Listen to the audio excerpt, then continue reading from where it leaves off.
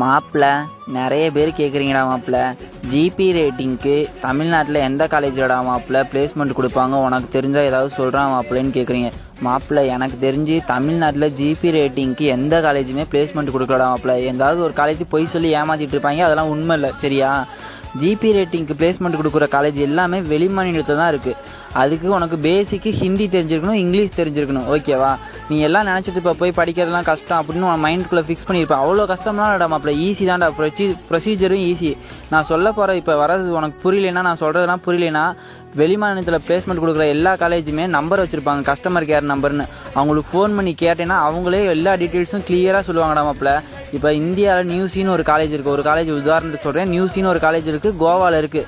அந்த காலேஜில் இப்போ GB rating batch January to June, July to December 2 பேட்சா. இப்போ ஒரு பேட்சுக்கு 120 பேர், 120 பேர்த்தில் 50 பேர்த்துக்கு அவங்களே தரமான கம்பெனியில் வேலை வாங்கி கொடுத்துருவாங்கடா.